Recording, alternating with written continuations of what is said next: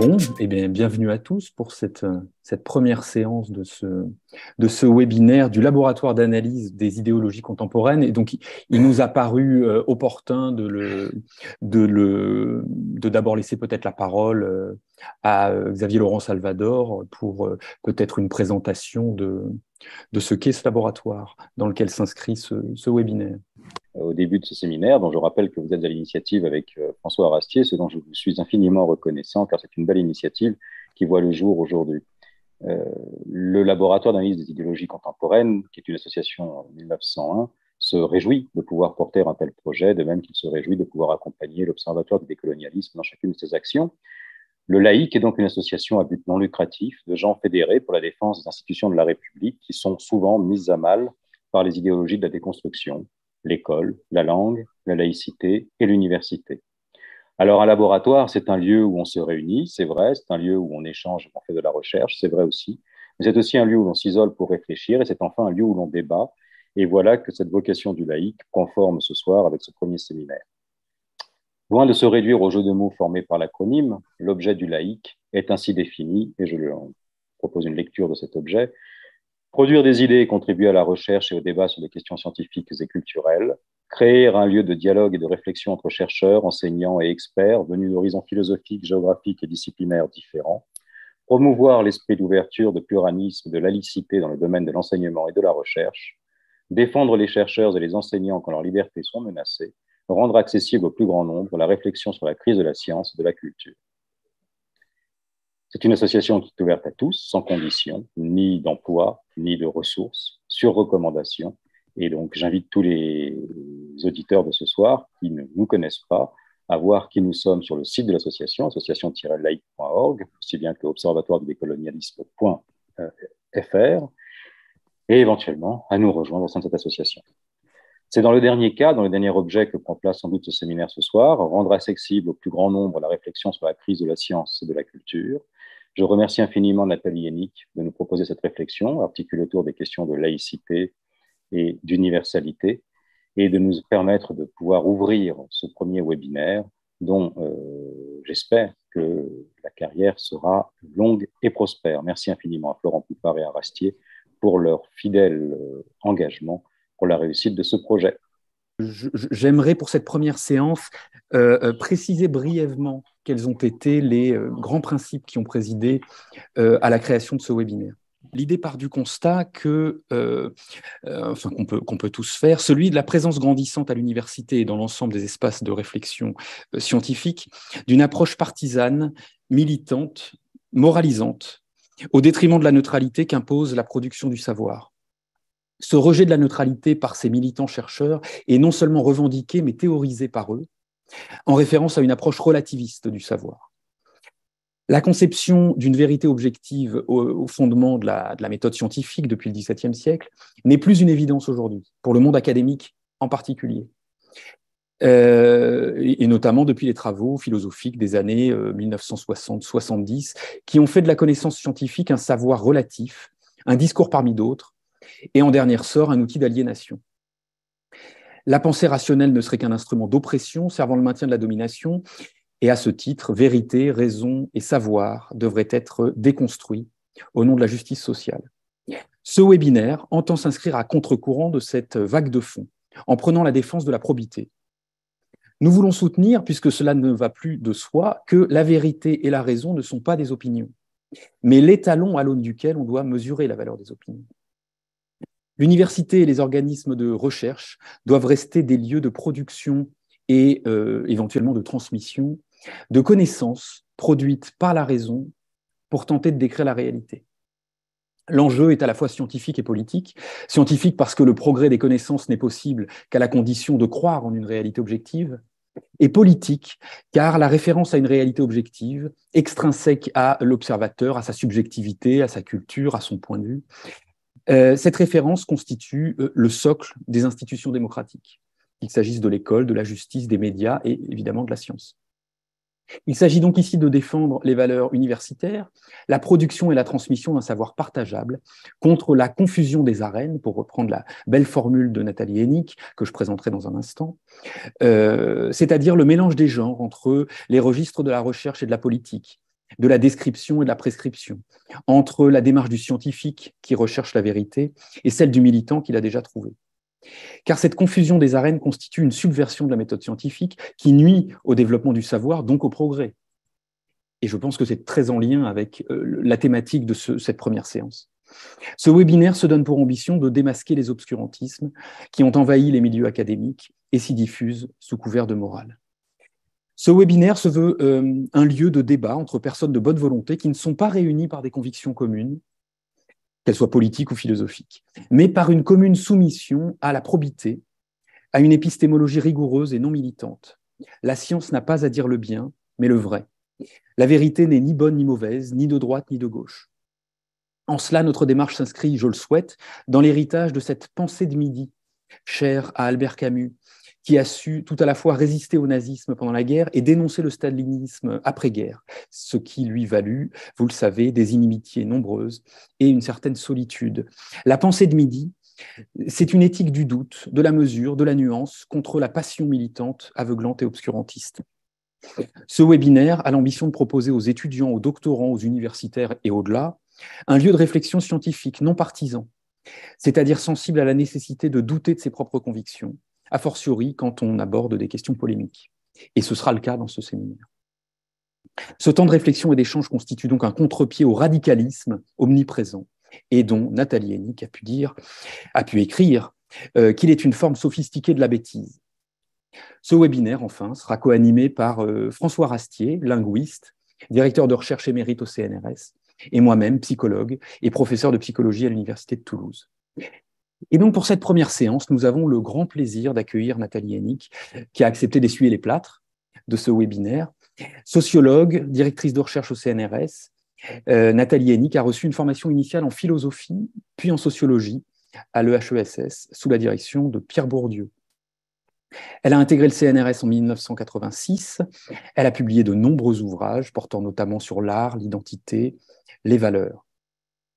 En lien direct avec les questions soulevées par ce séminaire, j'aimerais seulement citer le texte qu'elle a publié en 2021 dans la collection Tracts chez Gallimard, intitulé « Ce que le militantisme fait à la recherche ».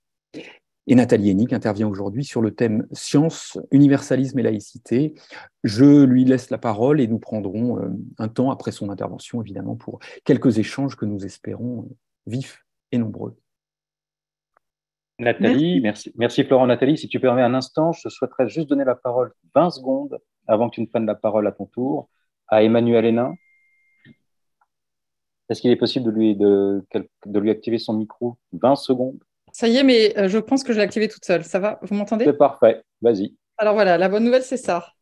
Il est sorti, c'est-à-dire les actes du colloque que nous avons organisé en janvier dernier sont parus chez Odile Jacob hier. Ça fait 510 pages, 28,90 €. Vous en aurez pour votre argent. Il y a toute une série il y a 60 auteurs voilà, qui ont participé. C'est organisé par thème et tous les champs du savoir sont vraiment sont envisagés pour justement dénoncer l'emprise des idéologies dans ces champs du savoir. Voilà. Merci infiniment, Emmanuel. Je pense que c'était important de commencer sur une base aussi réjouissante que l'apparition des actes du fameux colloque de la Sorbonne dont on ne cesse de parler. Voilà. Merci infiniment. Et Nathalie, à ton tour, s'il te plaît, te voilà libre de parler. Qu'a-fait de cette publication? Merci beaucoup. Merci Emmanuel parce que tu as beaucoup travaillé pour qu'on y arrive à cette publication. Et merci bien sûr à Florent Poupart et à François Rastier pour avoir monté cette idée de webinaire et l'avoir mise en place. Puis merci à tous ceux qui l'ont rendu possible. Alors, je vais juste commencer par un petit propos liminaire sur le statut de ce que je vais vous dire. En fait, c'est un statut un peu ambigu et un peu mixte, puisque notre association, le Laïc, ainsi que l'Observatoire des idéologies identitaires, ce ne sont pas des collectifs, des organes scientifiques, ce sont des collectifs associatifs. Et dans Laïc, laboratoire ne signifie pas laboratoire de recherche universitaire. Et ce séminaire, aujourd'hui, n'est pas une manifestation académique. Et d'ailleurs, je ne le signale pas au titre de mes activités sur le site de mon labo. Alors, nous y produisons des analyses qu'on pourrait dire épistémologiquement engagées. Donc, c'est un peu intermédiaire entre le scientifique et le militant. Pour ma part, j'essaye de mettre mes compétences intellectuelles au profit de mes convictions et du même coup, ce que je fais là, ce que je fais donc au sein de l'Observatoire et du laïc, pour moi, c'est d'une certaine façon une activité militante, mais épistémologiquement militante. Voilà, d'où l'ambiguïté. Mais pour moi, ça n'est pas du tout de l'ordre de ce que font, ce que j'appelle les académo-militants, qui investissent l'arène académique avec des productions militantes. Nous sommes plutôt, me semble-t-il, des citoyens engagés utilisant nos ressources intellectuelles pour essayer d'améliorer ce qui se passe dans la vie universitaire. Voilà. Alors, donc, mon objectif aujourd'hui, c'est de fournir des instruments de combat politique, parce que pour moi, cette lutte contre le wokisme est vraiment un combat politique, mais avec l'aide de mes ressources de sociologue. C'est donc une activité d'engagement à la fois épistémologique et politique, plutôt qu'un travail de recherche. Je crois que l'heure n'est plus seulement à l'analyse du phénomène auquel nous sommes confrontés, mais à l'action pour le contrer. Et donc, pour ce qui est de l'action, le problème stratégique qui, à mon avis, se pose aujourd'hui, c'est tout simplement comment lutter efficacement contre le wokisme. Alors d'abord, la première chose, c'est que je crois qu'il faut ne pas nous contenter de parler entre nous. Il ne faut pas non plus tenter de convertir nos adversaires qui, pour l'essentiel, ne sont malheureusement pas accessibles au raisonnement rationnel, je crois, mais en tout cas au type de raisonnement que nous pouvons tenir. Mais je crois qu'il faut d'abord nous adresser aux gens de bonne foi et malheureusement aussi à un grand nombre de nos collègues qui sont un peu peureux, un peu pusillanimes, un peu timorés, qui ont peur de prendre position. Mais le fait de nous faire entendre est très important parce que d'abord le nombre est en soi une force d'entraînement pour les indécis. Hein, quand il y a des gens qui n'osent pas trop prendre la parole mais qui voient qu'on est nombreux à le faire, eh bien ça peut les amener à s'exprimer eux aussi. Et puis tout simplement le fait de mettre des mots permet de cristalliser des positions. Et je pense que c'est extrêmement efficace et que donc il ne faut pas se laisser aller au défaitisme, il faut agir et notre action, elle passe par des mots et par des mots non pas simplement échangés entre nous, mais publiés dans l'espace public. C'est pour ça que j'insiste toujours sur la nécessité de rédiger des articles, des tribunes, etc. Alors, la deuxième condition pour essayer de lutter efficacement, c'est, je crois, et peut-être que tout le monde ne sera pas d'accord avec moi, mais on en discutera peut-être, c'est de ne pas nous laisser enfermer dans l'image droitière que les anti-woke veulent donner de nous et que notamment ont les anti-woke américains, puisque vous savez qu'aux États-Unis, l'anti-wokisme a été très fortement marqué par le trumpisme, même si aujourd'hui, une partie de la gauche progressiste américaine se déclare elle-même anti-woke. Bon. Alors, évidemment, la réduction de nos positions à des positions droitières, c'est une façon pour eux de ne pas avoir à argumenter sur le fond, hein, c'est très facile, on est réac, donc c'est même pas la peine de discuter. Et donc, pour ne pas nous laisser enfermer dans cette image, je crois que d'abord, il faut nous appuyer explicitement sur des valeurs portées par les Lumières. Ces valeurs, ce sont l'universalisme, la rationalité et la liberté. Or, ces valeurs appartiennent à une tradition qui est aussi celle de la gauche française et je crois qu'il faut absolument l'affirmer et le répéter. Donc, mon propos n'est pas d'imposer une position de gauche qui est loin d'être partagée par nous tous. Mon propos, c'est d'agir stratégiquement. Le monde universitaire et le monde culturel sont très ancrés à gauche, nous le savons tous, et en même temps très imprégnés de wokisme. Et donc, c'est de ce côté-là qu'il faut combattre si nous voulons être efficaces. D'où nos trois grands combats anti-woke, le combat contre l'identitarisme, le combat contre l'idéologisme et le combat contre la cancel culture. Et ce sont ces trois combats que je vais évoquer successivement, en m'appuyant en partie sur ce que j'ai déjà publié sur le sujet, mais aussi de très nombreux ouvrages et articles qui ont été publiés venant de notre camp, si on peut parler en ces termes.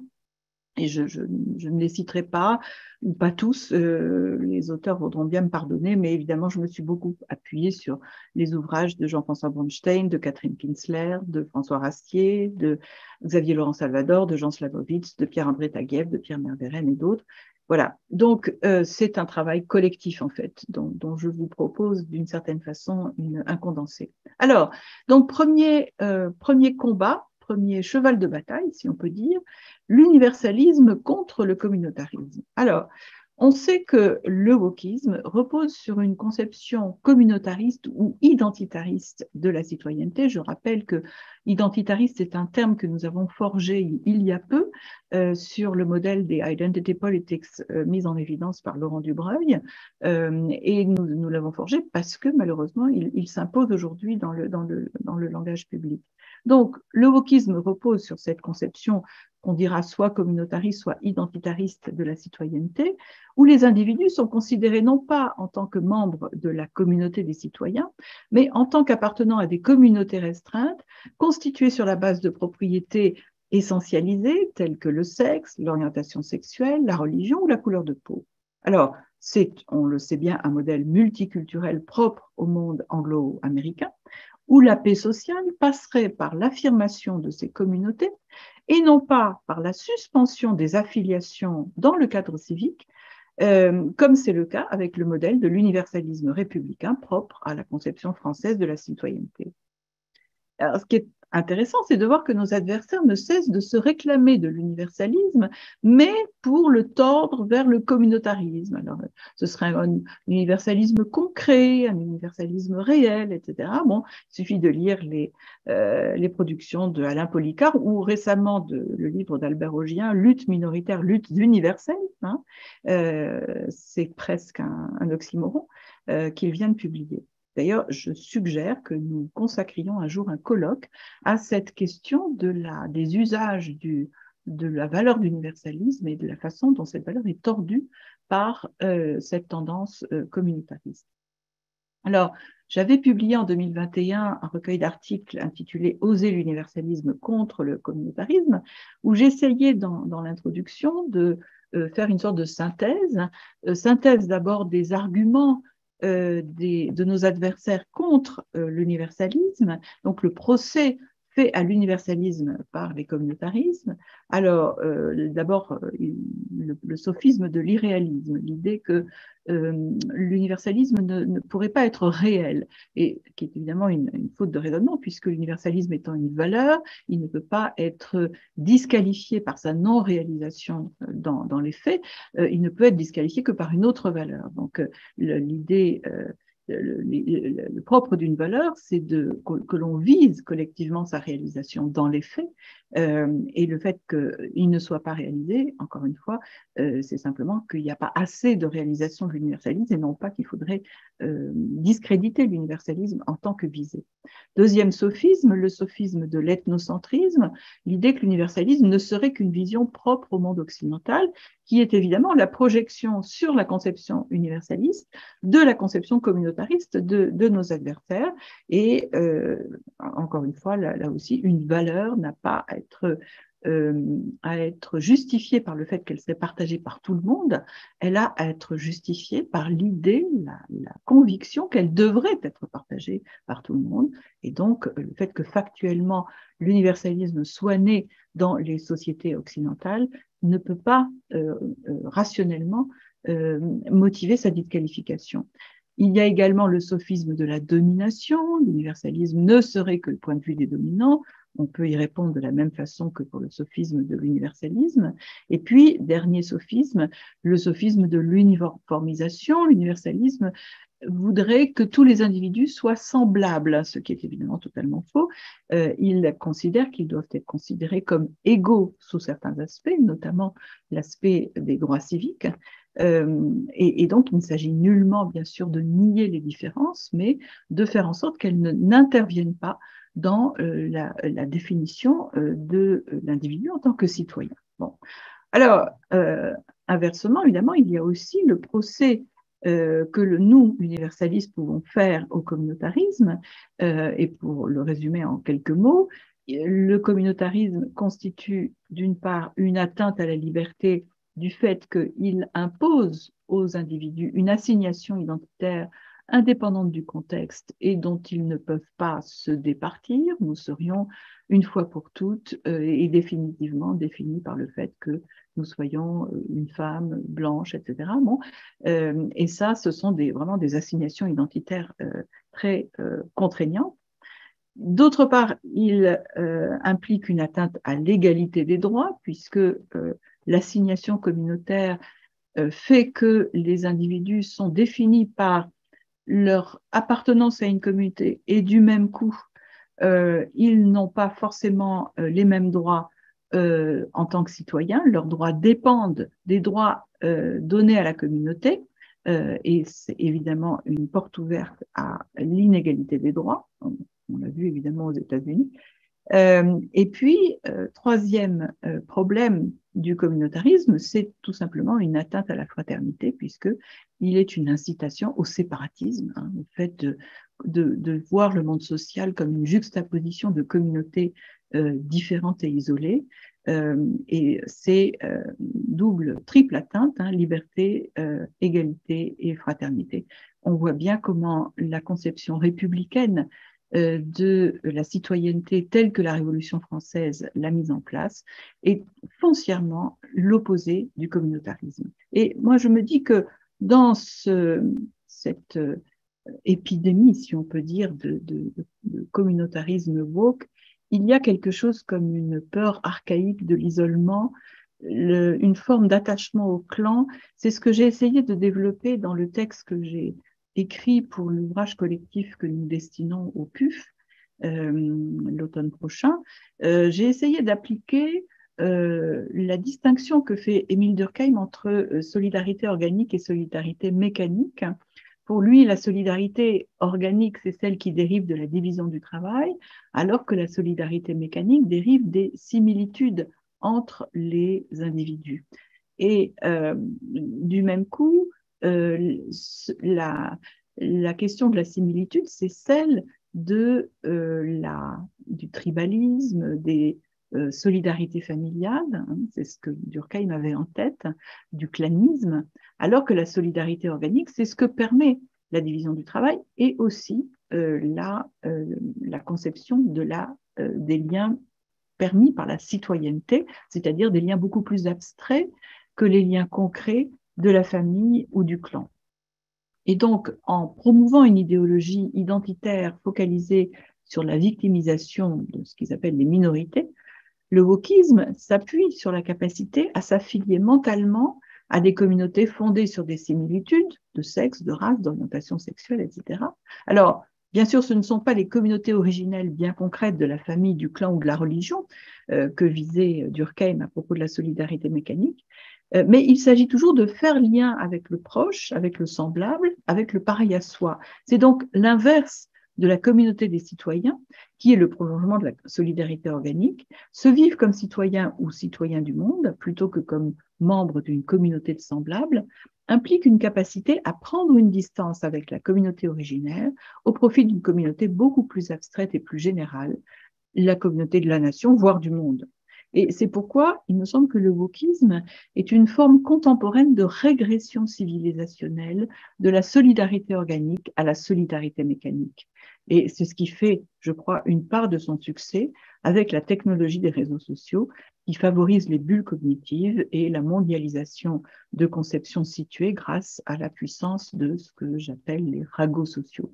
Donc voilà une possibilité d'analyser sociologiquement la régression civilisationnelle que représente le wokisme et dans sa dimension communautariste. Alors, quels antidotes avons-nous face à cette tendance hautement problématique? D'abord, nous pouvons invoquer le féminisme universaliste, hein, qui est un bon exemple d'une opposition progressiste au différentialisme des néo-féministes. On a donc les néo-féministes actuels inspirés par le wokisme, insistent sur la spécificité de la féminité, du statut féminin, soit par la féminisation des noms de fonction, soit par l'écriture inclusive. Bon. Au contraire, le féminisme universaliste, dont je suis une représentante, comme je pense plusieurs d'entre nous, consiste à prôner la suspension de la différence des sexes dans les contextes où elle n'a pas lieu d'être, dans les contextes où elle n'est pas pertinent.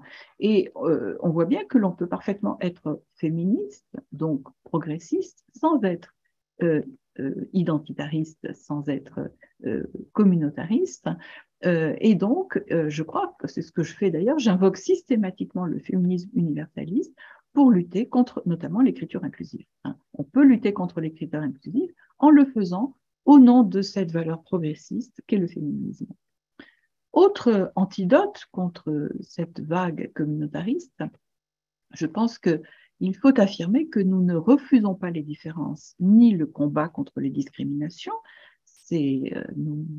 Moi, en tout cas, je fais partie de tous ceux qui estiment que les discriminations doivent être combattues, mais nous refusons de voir le monde se réduire à l'inventaire de ce qui nous sépare au détriment de ce qui nous réunit. Et nous refusons de voir l'effort légitime pour diminuer les injustices se muer en tentative pour inverser les rapports de domination. Donc, je crois qu'il faut réaffirmer que, encore une fois, la lutte contre les discriminations ne passe pas forcément par une réduction de notre vision du monde à une unique grille de lecture qui serait celle de la domination. Et puis, autre antidote complémentaire du précédent, plutôt qu'invoquer le vivre ensemble et l'inclusivité, c'est la tarte à la crème aujourd'hui du wokisme, moi je serais pour prôner la fraternité universelle. C'est un combat de mots et je pense qu'il faut trouver les bons mots pour mener notre combat. Deuxième cheval de bataille après l'universalisme, c'est la rationalité scientifique que nous pouvons brandir contre l'idéologisme des woke.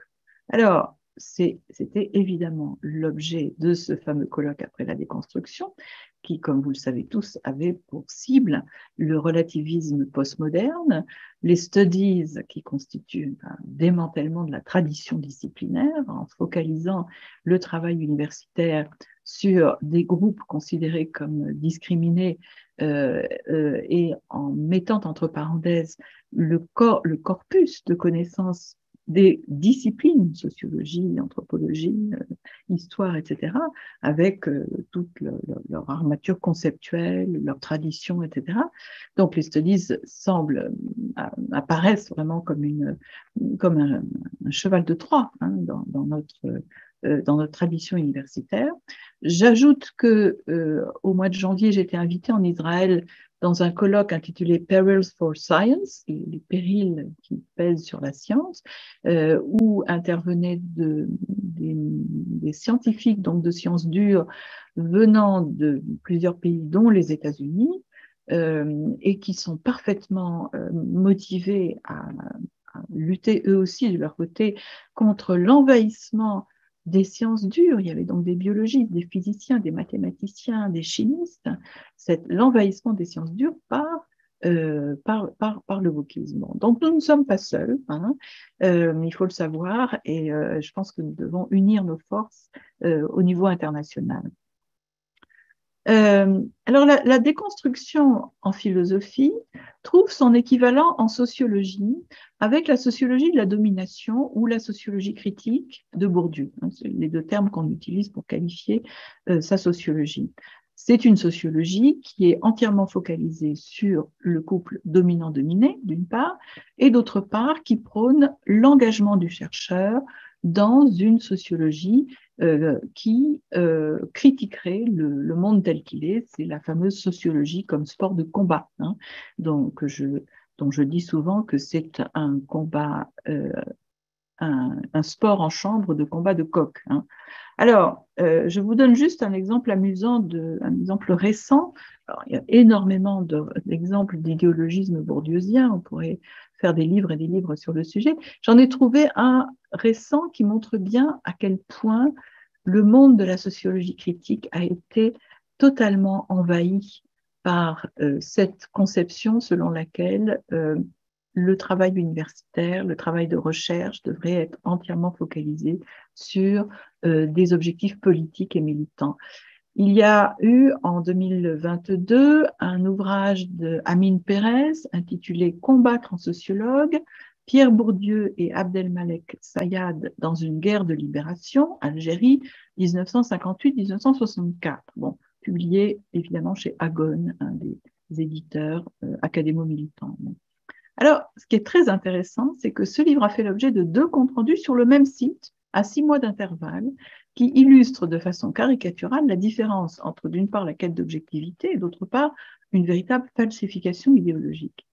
Le premier compte rendu, publié sur le site Liens sociaux en juillet 2022, le 22 juillet 2022, Pour son auteur, l'ouvrage serait une source fertile, un point de départ réflexif, stimulant et informé, je le cite, pour pénétrer dans l'univers d'un auteur toujours d'actualité. Donc, compte rendu totalement élogieux.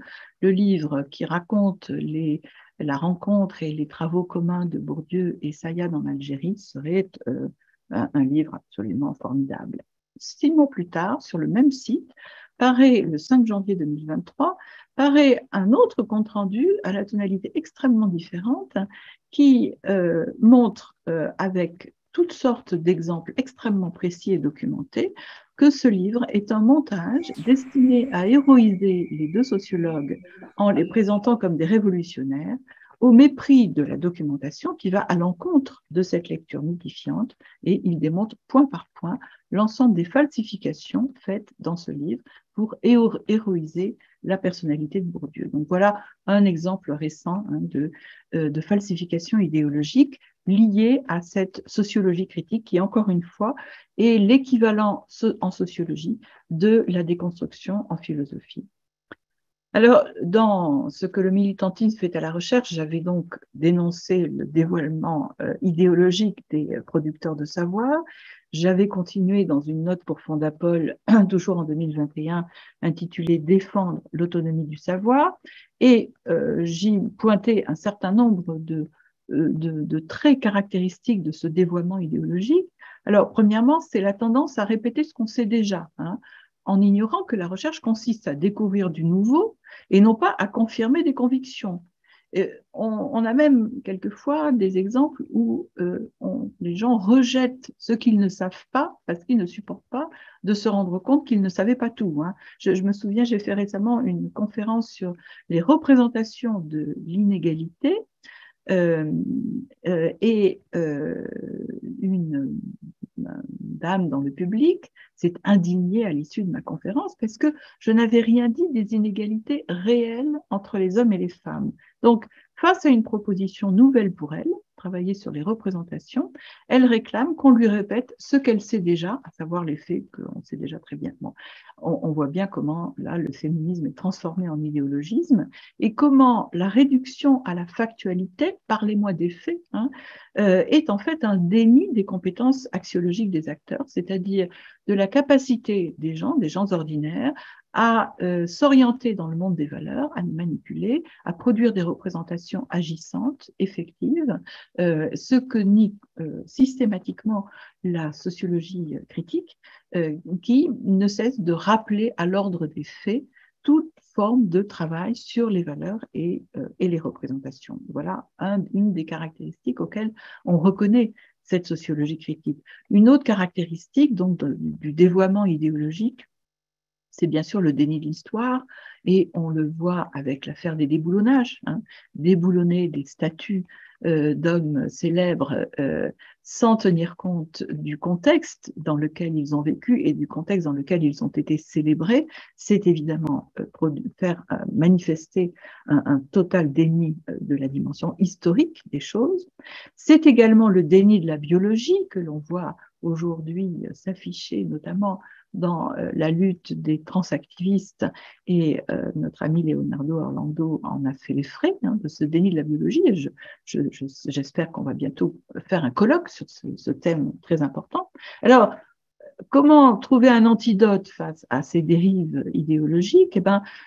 Pour moi, la meilleure façon, c'est de pointer les fautes de raisonnement de nos adversaires, de montrer en quoi ils produisent des sophismes, des contradictions, des erreurs, tout simplement.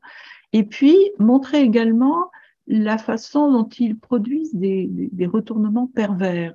Alors, par exemple, selon eux, l'islamo-gauchisme n'existerait pas. Donc, ils décrètent que ça n'existe pas. Mais en revanche, l'islamophobie existerait. Bon, c'est évidemment un retournement total, me semble-t-il. L'islamophobie, comme nous le savons tous, est un terme qui a été inventé par les frères musulmans pour disqualifier toute forme de critique de l'islamisme. Et notre ami Pierre-André Taguieff a très bien montré à quoi concrètement, historiquement, correspond le terme d'islamo-gauchisme qu'il a heureusement inventé. Autre antidote, me semble-t-il, contre ces dévoiements idéologiques, eh bien, c'est la neutralité axiologique, Florent Poupart en a un peu parlé, qui me paraît être la pierre angulaire de la défense de la scientificité en sciences de l'homme et de la société contre la prégnance des idéologies. Alors, j'en ai parlé notamment dans le colloque organisé en avril dernier par Jean Slamovitz à Dijon, dont je signale que c'est un colloque qui a été boycotté. C'était ma première expérience d'un colloque boycotté par les collègues de Jean. Bon. J'y ai proposé une communication intitulée « À qui profite le flou? Tracer les frontières entre recherche et militantisme ». Et j'y expliquais que les dénégateurs de la neutralité, ceux qui disent la neutralité du chercheur ne peut pas exister, ils ont un petit problème, c'est que ils évoluent dans un contexte où, étant eux-mêmes payés par l'État pour produire et transmettre du savoir objectif, ils ne peuvent délégitimer frontalement ce savoir sans fragiliser leur position, c'est-à-dire sans scier la branche sur laquelle ils sont assis. On ne peut pas à la fois accepter d'être payé pour faire un certain travail et affirmer que ce travail serait impossible, inutile ou vain. D'où toutes sortes de stratégies de contournement destinées à concilier le beurre, c'est-à-dire la scientificité du travail qui justifie le traitement de fonctionnaires, et l'argent du beurre, c'est-à-dire la gratification de se sentir par son engagement politique aux avant-gardes du progrès social. Et au premier rang de ces stratégies, eh bien, il y a la disqualification de la neutralité axiologique prônée par Max Weber dans Le savant et le politique, qui est vraiment disqualification, qui est le cheval de Troie de la militantisation de la recherche. Et pour faire cette communication, je m'étais appuyée sur un ouvrage, enfin appuyé pour le critiquer, bien sûr, de Claude Gauthier et Michel Zancarini-Fournel, publié l'an dernier, intitulé « De la défense des savoirs critiques, quand le pouvoir s'en prend à l'autonomie de la recherche », publié bien sûr à La Découverte. Et je m'étais exercée à montrer, à mettre en évidence un certain nombre de sophismes commis dans cet ouvrage, toujours dans l'idée que pour lutter le plus efficacement possible contre nos contradicteurs, eh bien, il faut d'abord commencer par montrer leur indigence intellectuelle et notamment leur capacité à aligner les sophismes. Donc, premier sophisme dans ce livre, ils nient ou ils ignorent la différence entre les faits et les valeurs, et ainsi la valeur d'autonomie de la science est rabattue sur l'autonomie comme un fait historique et donc relatif, au nom de ce qu'ils appellent l'enchevêtrement des faits et des valeurs, et donc en montrant que les faits et les valeurs ont pu factuellement se mélanger, eh bien, ils s'autorisent à délégitimer l'autonomie de la science comme valeur, c'est-à-dire comme visée partagée, et c'est un classique sophisme de confusion des faits et des valeurs. Deuxième sophisme, le déni du niveau proprement épistémique où se situe la discussion sur la neutralité, qui est confondue avec une revendication militante, alors qu'il s'agit d'une position déontologique qui relève du positionnement professionnel des chercheurs. Quand on argumente en faveur de la neutralité, on est bien sur un plan épistémique et déontologique et non pas sur un plan militant. Le troisième sophisme consiste à affirmer comme allant de soi une interprétation univoque d'une expérience en passant sous silence sa pluralité. Je m'explique, nos auteurs affirment, sans le justifier, que la science serait simplement le désir de transformer le réel. Bon, ils oublient qu'elle peut être aussi le désir de comprendre le réel, tout simplement, et que ce qu'on appelle la libido sciendi, l'amour du savoir, peut être une véritable motivation. Et donc, en réduisant le rapport à la recherche à un désir de transformer le réel, il nie une très grande partie, et à mon avis la partie la plus importante de ce qui nous anime ou devrait nous animer dans notre travail de chercheur. Quatrième sophisme, ils confondent sous le mot de valeur deux réalités pourtant assez clairement différenciées, notamment par Weber lui-même, à savoir d'une part les jugements de valeur, quand je dis ceci est beau, ceci est mal, etc., et d'autre part ce que Weber appelle le rapport aux valeurs, c'est-à-dire l'ensemble des conceptions et des représentations qui forment notre cadre mental sans qu'elles soient forcément explicitées ni même conscientes, mais qui sont présentes simplement, que nous agissions, que nous pensions dans un certain cadre conceptuel n'est pas équivalent au fait de dire j'apprécie ceci ou j'estime que cela n'est pas bon. C'est pas du tout le même sens du mot valeur. Et évidemment, nos auteurs rabattent l'un sur l'autre pour justifier il ne peut pas y avoir de suspension des valeurs dans le travail scientifique. C'est pas fini malheureusement puisqu'il y a un 5e sophisme. Ils confondent les deux sens du mot critique. Alors d'une part, la critique comme analyse systématique des concepts, c'est le sens kantien qui relève de l'arène épistémique, et d'autre part, l'opinion négative, la contestation, la dénonciation, c'est la critique du sens commun qui relève de l'arène politique. Et donc, en rabattant la critique au sens épistémique sur la critique au sens politique, eh bien, ils légitiment leur usage de la critique au sens politique, et du même coup, ils peuvent se persuader et tenter de nous persuader que toute science serait forcément critique au sens politique. Il y a un 6e sophisme, ils confondent la neutralité axiologique, c'est-à-dire la suspension du jugement de valeur dans le cadre des fonctions professionnelles de l'enseignant et du chercheur, et le juste milieu, la volonté de dialogue, la réconciliation. Or, c'est tout le contraire de la neutralité, puisque en prenant le juste milieu, il s'agit d'intervenir dans les débats entre acteurs pour apaiser les controverses, ce qui n'est absolument pas le rôle de la neutralité, qui consiste justement à s'abstraire de ces débats. 7e sophisme, ils confondent l'exigence de rigueur scientifique avec ce qu'ils appellent le scientisme, un terme honni, qui consiste à tout ramener à la science et à en faire le seul principe de gouvernement des sociétés. Or, la neutralité implique au contraire la séparation entre science et gouvernement, ou ce que j'appelle l'arène scientifique et l'arène politique. 8e, c'est l'avant-dernier, 8e sophisme, ils essayent de discréditer les partisans de la neutralité axiologique par ce qu'on peut appeler la montée aux extrêmes. Ainsi, selon mes contradicteurs, je croirais que le sociologue neutre pourrait neutraliser absolument les tensions qui traversent son milieu social et professionnel.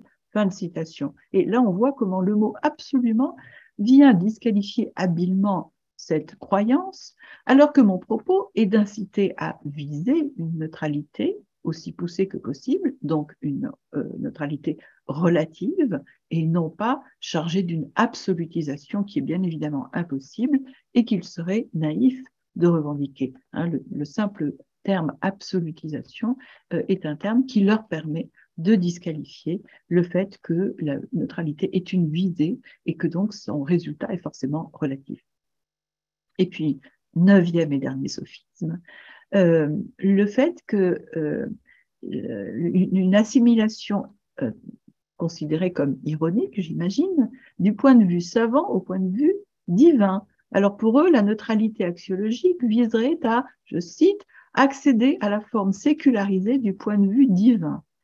Alors voilà qui en dit long sur l'ignorance de la spécificité de la position savante, qui est précisément à l'opposé de toute croyance dans le divin.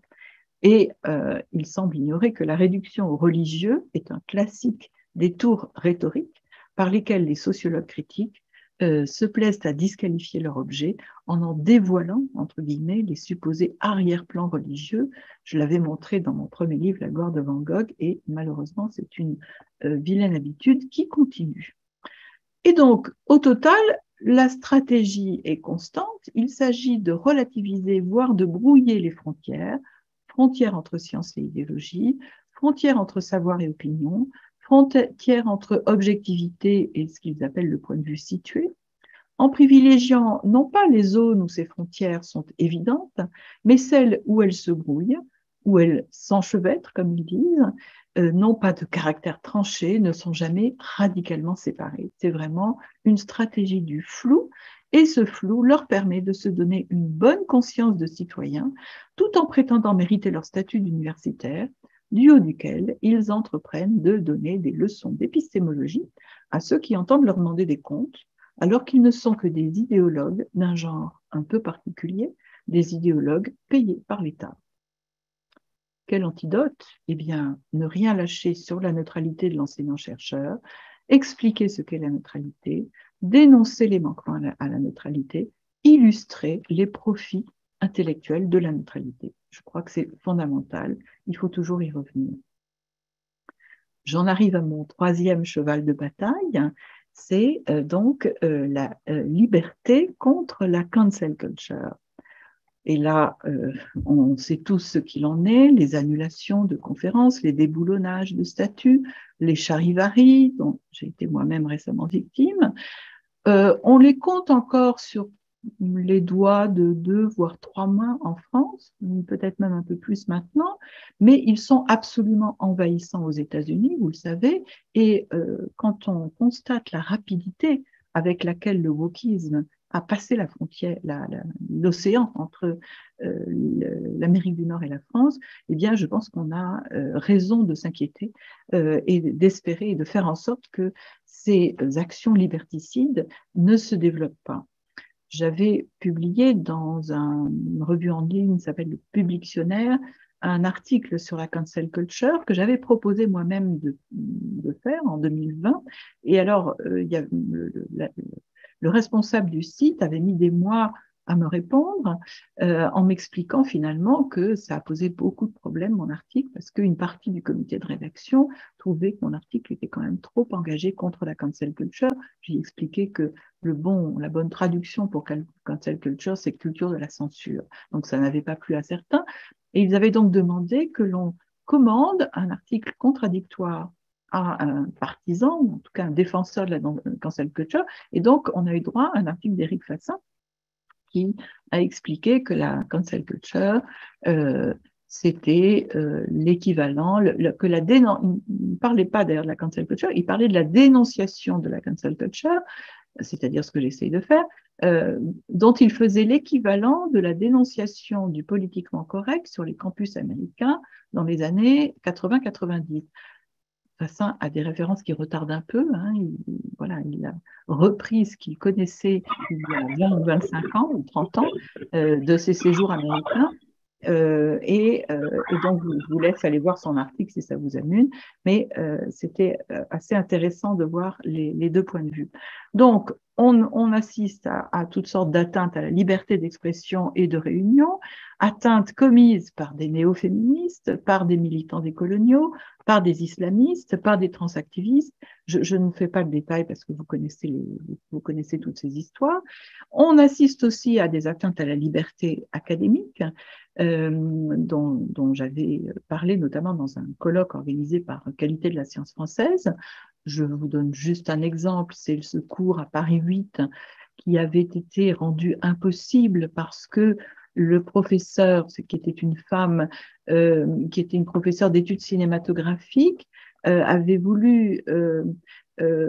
annoncé qu'elle allait parler du film de Polanski sur l'affaire Dreyfus dans son prochain cours pour illustrer les représentations de l'affaire Dreyfus au cinéma, et ce cours a été perturbé, rendu impossible, non seulement par des membres de son cours, des étudiants, mais aussi des étudiants extérieurs, et aussi une de mes collègues au CNRS. Voilà. Donc, ça fait partie d'un exemple parmi beaucoup d'autres d'atteinte à la liberté académique. Le fait aussi de vouloir imposer dans les bibliographies des normes féministes est évidemment, vous le savez tous, une atteinte à la liberté académique qu'il faut absolument refuser.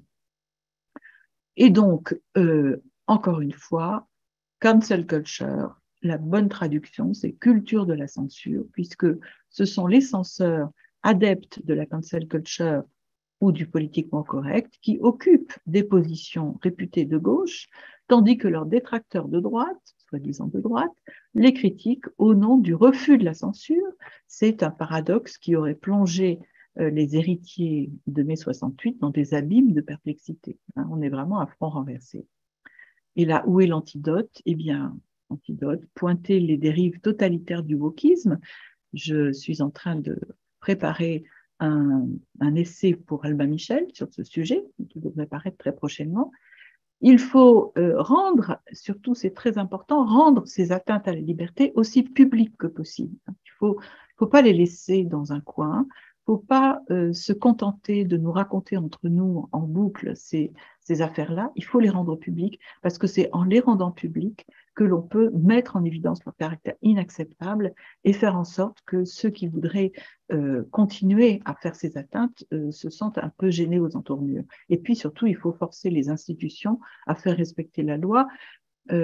Certains d'entre vous ont peut-être lu sur le site de l'Observatoire la tribune que j'avais publiée dans le Figaro en novembre pour dénoncer, donc suite au charivari dont j'avais été victime dans un centre de vulgarisation scientifique et technique à Poitiers par des militants essentiellement LGBT, mais qui m'accusaient aussi de toutes sortes de choses, d'islamophobie, etc. Bon, et bien, ce petit centre de vulgarisation a été le seul à se conduire dignement, c'est-à-dire qu'il a refusé d'annuler la conférence comme ça lui avait été demandé par la mairie écolo de Poitiers.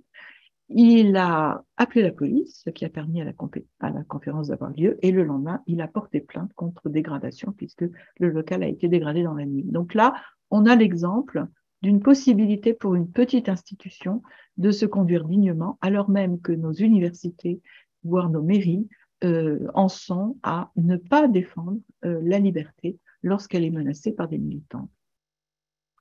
Je vais terminer par quelques mots sur la question de la laïcité, qui me paraît fondamentale parce que la laïcité est précisément au carrefour de l'universalisme, du rationalisme scientifique et de la liberté. C'est ce que j'avais notamment développé avec mes amis et collègues René Frégosi, Virginie Tourné, Jean-Pierre Sacoun et l'excellent dessinateur Xavier Gors dans un livre que nous avons publié en 2021 chez Minerve, Le bêtisier du laïco-sceptique. Ceux qui ne le connaissent pas peuvent aller voir parce que c'est vraiment un manuel qui donne des réponses aux bêtises qui se disent sur la laïcité. Et par ailleurs, je vais publier dans quelques jours un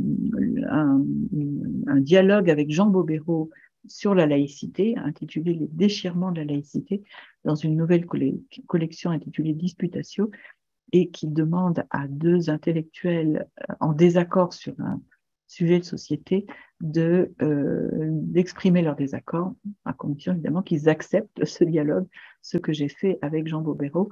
Je vous laisserai voir si ça vous intéresse comment j'ai essayé d'argumenter pour une véritable laïcité et pas ce qu'essayent de nous vendre des partisans d'une laïcité comme une église ouverte ou tolérante, puisque la laïcité, c'est d'abord la liberté de conscience, c'est-à-dire qu'elle n'est ni d'un côté l'athéisme, on peut parfaitement être un laïc tout en ayant une religion, et ni de l'autre côté la tolérance ou la coexistence des religions que tente d'imposer comme condition comme conception de la laïcité ceux qui ont animé pendant des années le défunt, heureusement, Observatoire de la laïcité, dont l'inspirateur était Jean Bobéro. Contre la laïcité, bien évidemment, il y a les offensives sur le voile islamique qui constituent cette grande alliance du néo-féminisme et de l'islamisme que j'ai envie quelquefois de comparer au pacte germano-soviétique, tellement c'est une alliance contre nature et qui malheureusement nous est tombée dessus. Il y a comme antidote à cette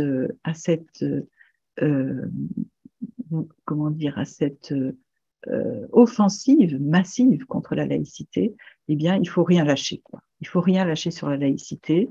Il faut, là encore, expliquer ce qu'elle est, dénoncer les manquements, l'illustrer. Et je crois que c'est dans ce point nodal que se situe le résumé, si on peut dire, de notre combat pour l'universalisme, pour la science et pour la liberté. Est-ce que vous avez le courage que je me livre à un petit exercice divertissant qui est un démontage du petit pamphlet de François Cusset qui vient de sortir chez un tract, La haine de l'émancipation, où vous êtes trop fatigué, c'est à vous de me dire. Je crois qu'on peut prendre quelques minutes, oui. On peut prendre quelques minutes. Je vais y aller rapidement. Xavier Laurent, je te dis tout de suite que j'ai rédigé un petit compte-rendu pour notre site, que tu vas recevoir demain, voilà. Et donc, j'en extrais ce petit exercice de démontage de ce qu'on peut trouver dans ce livre, La haine de l'émancipation, enfin ce court pamphlet, La haine de l'émancipation, sous-titré « Debout la jeunesse du monde ». Bon, alors d'abord, c'est une pensée par slogan, en plein sur la mode intellectuelle. Il ne cesse de parler d'émancipation, mais il ne dit jamais exactement de quoi il faut s'émanciper. C'est vraiment un mot fétiche. Et de ce point de vue-là, ça rejoint toutes les locutions codées, érigées en signe de ralliement militant, les mantras, ces mots fétiches qui reviennent en permanence. Alors, il est question de stéréotypes éculés. Alors, ce n'est pas les siens, c'est les nôtres. Bon. Ce pamphlet nous cible explicitement. C'est un pamphlet anti-woke, vous avez compris. Alors, donc, il stigmatise les stéréotypes éculés, le genre assigné à la naissance, les mâles blancs, les droites dures ou extrêmes, la vague ultra-conservatrice, les forces du marché, la panique morale, les stéréotypes hétéronormés, les médias dominants, l'ordre établi, l'ordre social, les élites. Bon, ça vire un peu au populisme. Donc, on est vraiment dans le festival des stéréotypes, avec le haro permanent sur l'essentialisation et les archétypes.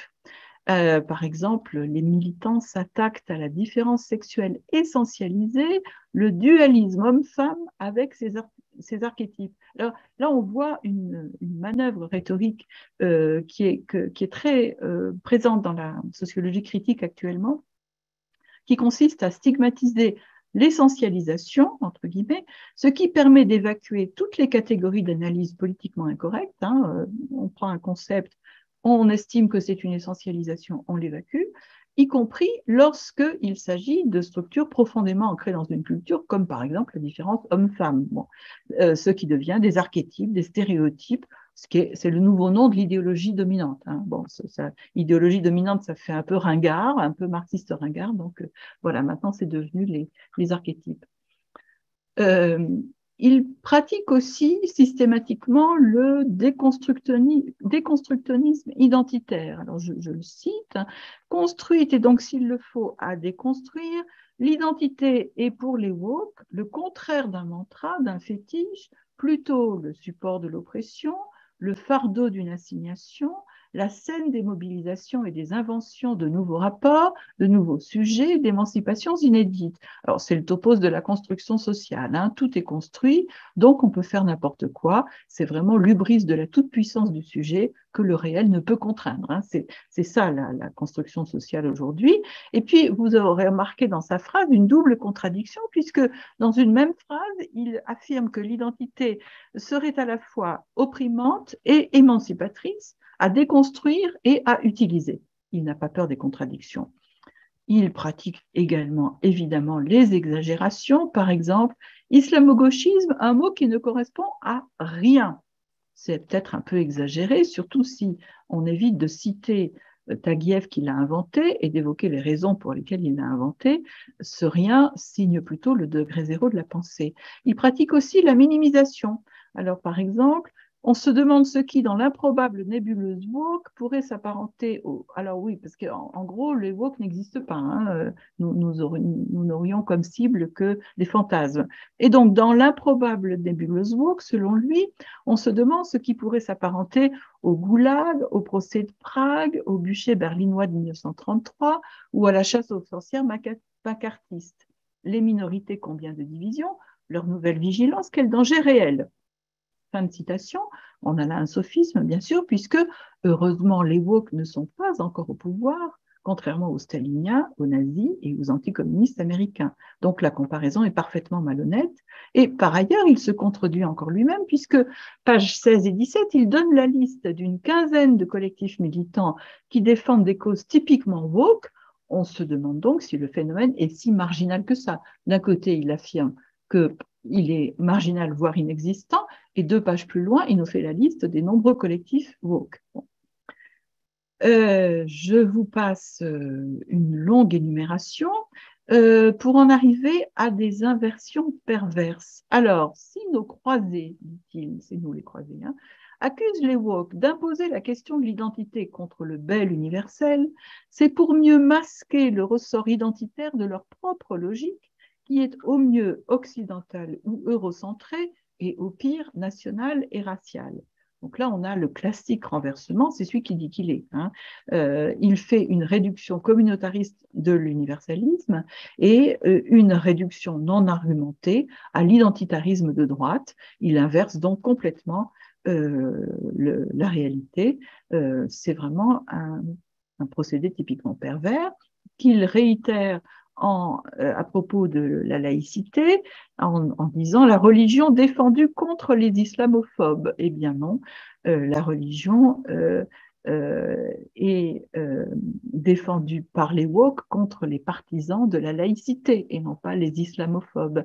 Et là, on voit combien les frères musulmans ont bien travaillé avec l'invention du mot islamophobie, hein, qui permet de disqualifier y compris la laïcité. Alors, il marche aussi sur des œufs quelquefois, par exemple, en écrivant « D'autres tentent une jonction plus délicate de l'antiracisme et du féminisme. Ils font valoir un sens du masculin et du féminin hérité d'autres cultures. » Je fais une parenthèse, en gros, une culture où on pratiquait l'excision et l'enfermement des femmes.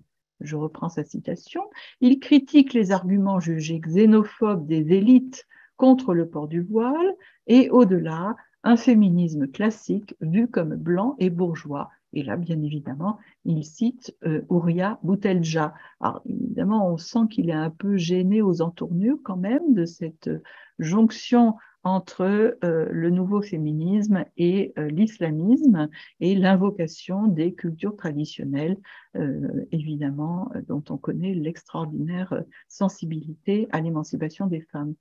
Il pratique aussi les contre-vérités frauduleuses. Alors, ça c'est amusant, page 15. Le printemps républicain naît en France de l'opposition au mariage pour tous. Alors moi, je croyais que le printemps républicain était né de la montée de l'islamisme et notamment des attentats de 2015. Ben non, c'est le mariage pour tous. C'est un procédé typiquement stalinien qui consiste à énoncer un mensonge susceptible de salir l'adversaire en l'assimilant à un camp considéré comme infréquentable, en l'occurrence le mariage pour tous. Mensonge éhonté.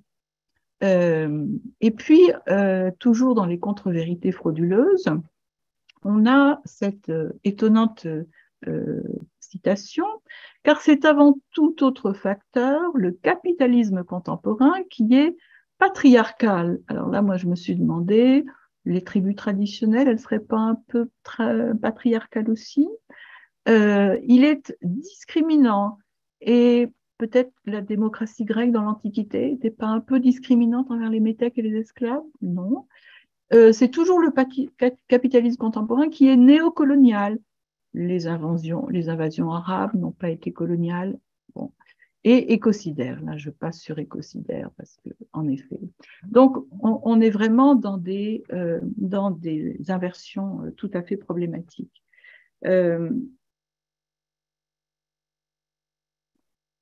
Je passe sur les fautes de raisonnement parce que ce serait un petit peu long.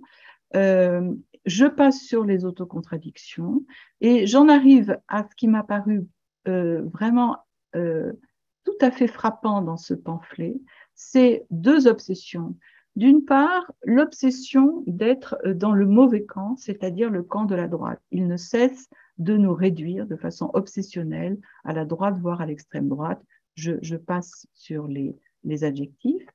Et deuxième, bon, on a bien compris, on le sait, que c'est un argument rhétorique qui permet de nous éliminer et de ne pas nous répondre. Mais deuxième obsession que j'ai trouvée particulièrement frappante chez lui, c'est la peur d'être vieux.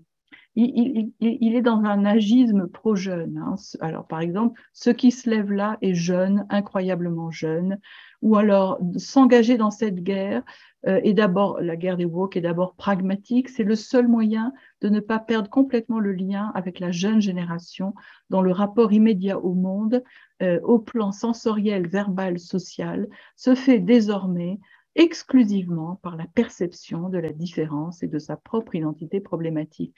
Voilà donc, à 54 ans, François Pusset, atteint par le démon de midi, qui le fait tomber dans l'adulation fascinée de la jeunesse.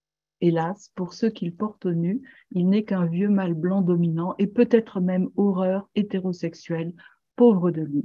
Allez, cours camarade, le jeune monde non-binaire est devant toi. Et il termine sur ce qu'il appelle les vieilles mélancolies de gauche, que nous représenterions. Nous sommes les représentants de ces vieilles mélancolies de gauche auxquelles il semble préférer peut-être de nouvelles forces totalitaires. On dirait un discours quasi fasciste. On abandonne la gauche pour ces nouvelles forces de la jeunesse. Et donc, c'est une autre clé de compréhension de l'adhésion au wokisme. Non seulement la peur de ne pas être dans le bon camp, la peur de perdre le lien avec sa communauté politique, la gauche, mais aussi la peur pathétique de paraître vieux, peut-être une façon de dissimuler ses cheveux blancs. Je conclus très rapidement avant les questions. Je crois que nous pouvons lutter efficacement contre le wokisme, d'abord parce que nous sommes plus intelligents qu'eux, et donc l'antidote, c'est de mettre en évidence leurs bêtises. Ensuite, parce que nos valeurs sont authentiquement progressistes, la rationalité, la liberté, émancipatrice par rapport aux affiliations claniques. Elles peuvent donc fédérer les partisans d'un républicanisme universaliste et laïque, qu'il soit de droite modérée ou de gauche non radicale. Et donc l'antidote, c'est de réhabiliter la social-démocratie, à la fois le mot et la chose.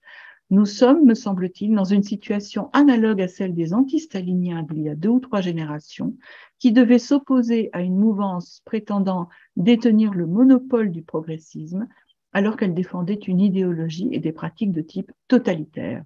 Or, la bataille intellectuelle contre le stalinisme ne s'est pas gagnée à droite, où elle allait de soi, mais à gauche, lorsqu'il est devenu possible de critiquer le stalinisme depuis la gauche. Et donc, l'antidote, quel que soit notre bord politique, il nous faut, je crois, réactiver la mémoire des intellectuels antitotalitaires, de Camus à Aron ou à Kundera, et c'est sur ce socle antitotalitaire que doit s'appuyer une politique s'opposant à la prise de pouvoir par les extrémistes, d'où qu'ils soient.